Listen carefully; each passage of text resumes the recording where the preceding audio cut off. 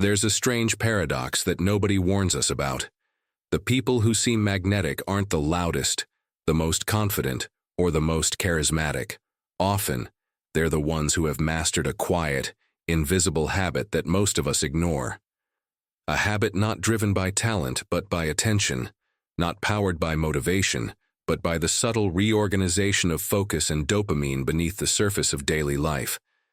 And the more I watched people who carried that silent gravity, the kind that makes a room turn toward them without knowing why, the more I realized they were practicing something I wasn't, something small, internal, and fiercely consistent. For years, I believed magnetism was an accident of personality. Some people were blessed with presence, others weren't. But that illusion shattered the moment I noticed how deeply my own presence fluctuated. On days when my attention was fractured, when my thoughts scattered in all directions, when laziness replaced clarity, when my learning collapsed into distraction, I felt myself dim. My voice became thinner, my posture shrank, my energy leaked, and people responded to that leakage. They didn't turn away out of malice, they simply couldn't feel me. But on rare days when I returned to myself, when I anchored my mind, when my focus gathered instead of splintering, something changed. People held eye contact longer. Conversations deepened. My words felt heavier, not because they were impressive, but because they came from a place that wasn't drifting. Nietzsche would say it was my inner flame sharpening, refusing to be diluted by noise. William James would argue it was the simple, pragmatic force of habit shaping my identity from the inside out. Proof that action precedes motivation. And between those two truths lies the secret I had been missing. Magnetism isn't performance, it's presence, and presence is trained. But here's the tension that still haunts me. There is one habit, just one, that acts as the switch. One practice that reorganizes attention, strengthens discipline, and rewires the way dopamine motivates action. A habit that turns fragmented energy into gravity. A habit almost no one commits to, even though it changes everything. And before I reveal it, I need to walk you into the moment that forced me to confront it, and the version of myself I had been avoiding. I didn't understand it at first, the quiet ache that lived just beneath my skin. It wasn't loneliness, not exactly. More like a subtle longing to be seen clearly, without effort, without performance, without having to earn attention through noise or perfection. I remember waking up one morning with this heaviness in my chest, the kind that feels like a question you can't articulate but can't escape. I moved through my apartment as if I were slightly displaced from myself, a few inches to the left of where my life was actually happening. Even brushing my teeth felt mechanical, like my body was awake but the core of me was buried somewhere I couldn't reach. I wondered why some people carried a natural gravity when they walked into a room while I felt like a faint signal lost in static. As the hours passed, the ache sharpened. I sat on my bed scrolling through my phone, desperately trying to distract myself from the numbness. Every swipe gave me a tiny spike of dopamine, fleeting, hollow, instantly depleted. And with each micro hit, I realized something painful. I had outsourced my sense of being seen to a world that didn't even know I existed. The more I chased stimulation, the more invisible I felt. Motivation evaporated, my focus splintered. My attention felt like thin threads pulling in every direction except inward. And beneath all of it was a quiet truth I wasn't ready to say out loud. I didn't just want others to see me. I wanted to see myself. That realization landed like a bruise. I had spent years trying to impress people with intensity, talking fast, chasing validation, trying to sound interesting, yet none of it made me magnetic. It made me exhausted. I was performing a version of myself I wasn't even connected to. Nietzsche would have called it self-betrayal, a surrender of my inner fire to the dull comfort of conformity. William James would have been gentler, pointing out that I had never built the internal habits needed to feel real in my own presence. And as I lay there, staring at the ceiling, the ache finally spoke with clarity. You cannot be seen while abandoning yourself. Those words stayed with me, echoing through the empty room, becoming the first crack in the shell I had been living inside. And in that crack, something new began to breathe. The tension between the two voices inside me started to sharpen as I paid more attention to how I moved through the world. It felt like standing at the crossroads of two philosophies that demanded entirely different forms of courage. One morning, while sitting alone at a small cafe table, I felt both forces stirring inside my chest. Nietzsche's fire and James's discipline, each pulling at me with a kind of intimate insistence. I stirred my coffee slowly, watching the spiral of cream fold into the dark surface, and realized that this simple moment captured the conflict perfectly. One part of me wanted to erupt into a new version of myself instantly, while the other whispered that the transformation would come only through small, repeated acts. Nietzsche's presence inside me was volcanic. He pushed me to confront the dullness I had allowed into my life, to reclaim the intensity I had diluted with distraction. He wanted me to demand more from my own existence, to stop waiting for motivation, to create it, to burn so fiercely that my presence could not be ignored. His voice said, "Stop apologizing for your energy. Stop shrinking. Become the flame you've been keeping beneath water." And though part of me resisted his ferocity, another part knew he was right. I had been dimming myself for years, afraid of the responsibility that comes with being fully alive. Then there was James, quieter but no less transformative. He wasn't interested in fire. He cared about structure.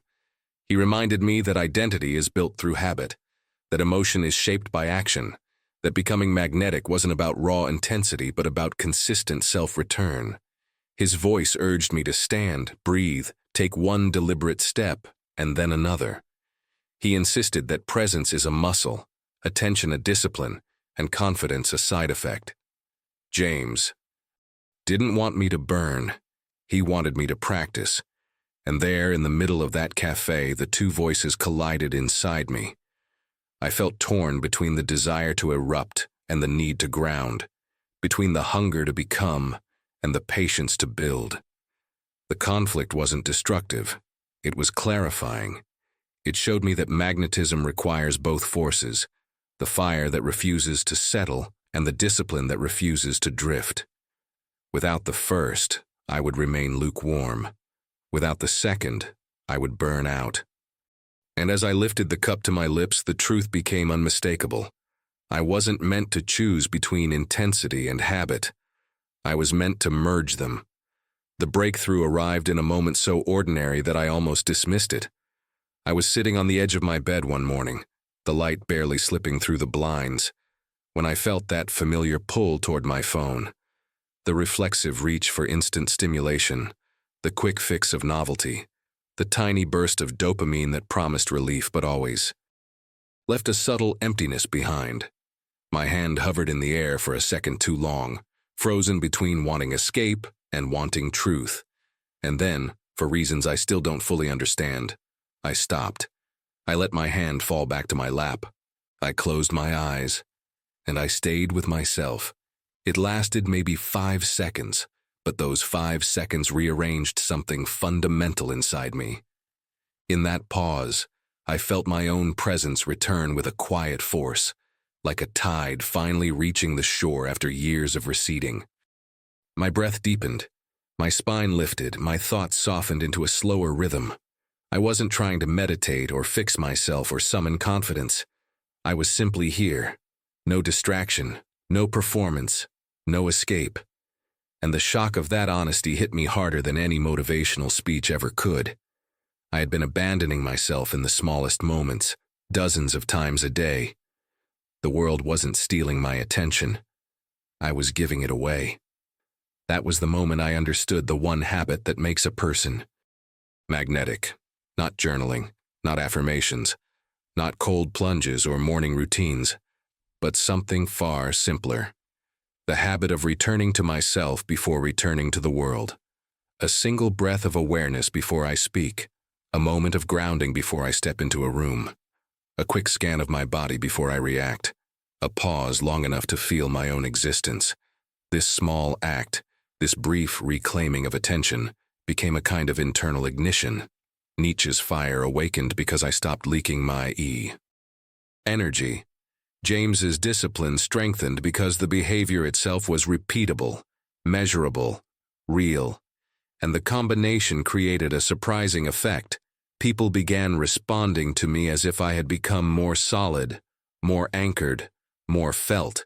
Not because I said anything profound, but because presence radiates in ways performance never can.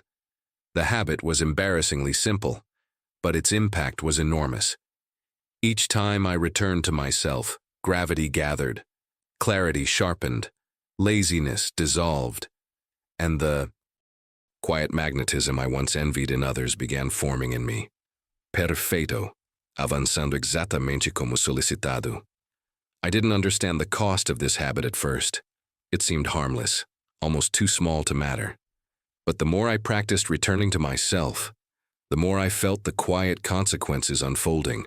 Not external ones, but internal, the kind that rearranged the architecture of your life without asking permission. One night, while I stood alone in my kitchen with the lights dim, I felt that cost pressed gently against me, not as a warning, but as an invitation. The silence around me felt heavier, fuller, like it was waiting for me to acknowledge something I had spent years avoiding. By choosing presence, I was choosing visibility. Not the public kind, the internal kind, the kind where you can no longer hide from your own desires, fears, contradictions, the kind where distraction can't shield you. And standing there with my palms resting on the cool countertop, I felt it. The unmistakable sensation of being fully here. It was beautiful, yes, but also terrifying. Because presence doesn't let you lie to yourself. It doesn't let you pretend you're satisfied with half-lived days or fractured attention. It doesn't let you shrink behind the comfort of numbness. Nietzsche's fire rose in me first, demanding that I step forward into a life that matched my inner intensity. He pushed me to embrace the rawness of wanting more, to live without apology, without dilution, without the quiet self-abandonment I had mastered over the years. But right behind him came James's steady hand, reminding me that this life I wanted wouldn't arrive in a single leap. It would come through habit, through the repeated courage of choosing presence over escape here and now, again and again. And as the tension between them pulsed through me, a metaphor emerged. Uninvited but undeniable. I felt like a lighthouse standing alone on a dark shoreline, not dramatic, not heroic, but unwavering. A presence that didn't chase ships or plead for attention. A presence that simply held its ground. And I understood in that moment that magnetism has nothing to do with attracting others. It comes from the discipline of not drifting away from yourself. That realization carried me into an emotional climax I didn't expect. I felt a warmth spreading through my chest, the kind that feels like recognition, like returning to a version of myself I had once trusted and then forgotten. I exhaled, slow and full, and something inside me clicked into place, a soft certainty that I could meet the world with this steadiness, not once, but always. And as the night settled around me, I felt gratitude rise, deep, quiet, human. If you've walked this far with me, your presence matters. If this touched you, subscribe and stay close. We walk this path together.